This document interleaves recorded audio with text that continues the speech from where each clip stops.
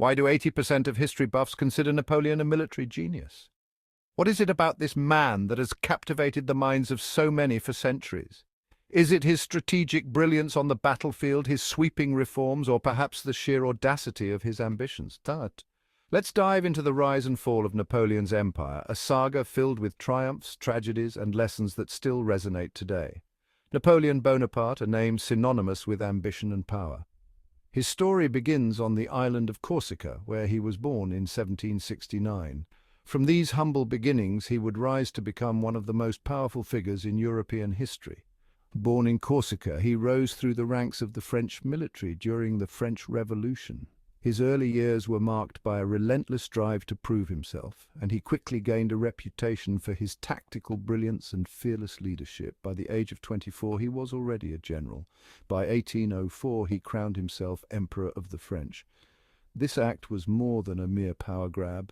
It was a statement to the world that Napoleon was not just a military leader, but a ruler destined to reshape the continent. But his story is far from a simple tale of conquest. Napoleon's empire expanded rapidly, encompassing much of Europe. His campaigns were marked by a series of stunning victories that left his enemies in disarray. From the Battle of Austerlitz to the Battle of Jena, his military prowess seemed unstoppable.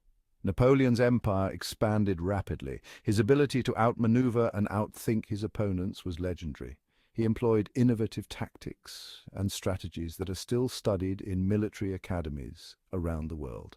His use of the core system, which allowed for greater flexibility and speed, revolutionized warfare. He introduced the Napoleonic Code, a set of civil laws that still influence legal systems today. This legal framework was one of his most enduring legacies, bringing order and consistency to the chaotic legal landscape of post-revolutionary France. It emphasized clearly written and accessible laws, equality before the law, and the protection of property rights. His military genius was unmatched, leading France to dominate much of Europe.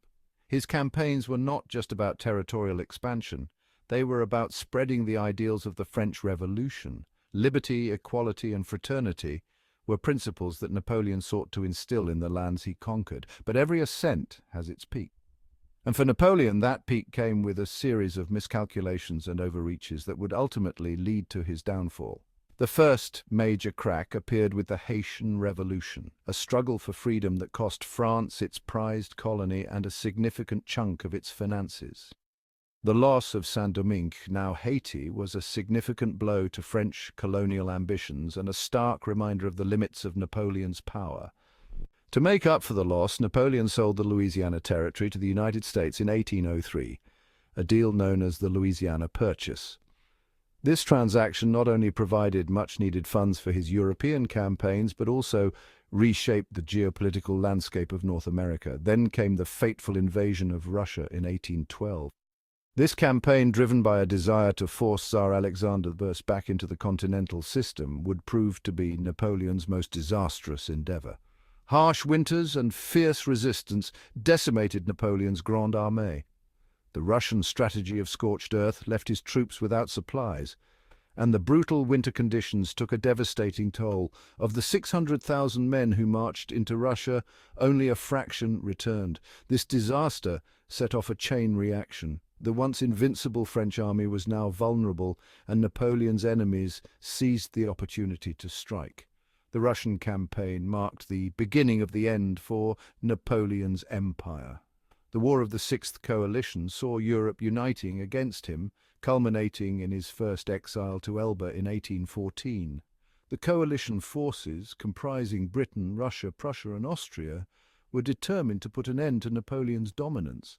Despite his efforts to rally his forces, the sheer weight of opposition was too much to overcome. But Napoleon wasn't done. His indomitable spirit and unyielding ambition drove him to make one last bid for power. He escaped Elba and returned to power for a brief period known as the 100 Days. His return was met with a mix of astonishment and support, as many in France still saw him as the rightful leader. However, his resurgence was short-lived. His final stand came at the Battle of Waterloo in 1815, where he was ultimately defeated and exiled to St. Helena, never to return. The Battle of Waterloo was a decisive and brutal confrontation that ended Napoleon's rule once and for all. The combined forces of the Duke of Wellington and the Prussian army proved too formidable for Napoleon's exhausted troops. From glory to defeat, Napoleon's story is a dramatic testament to the perils of unchecked ambition.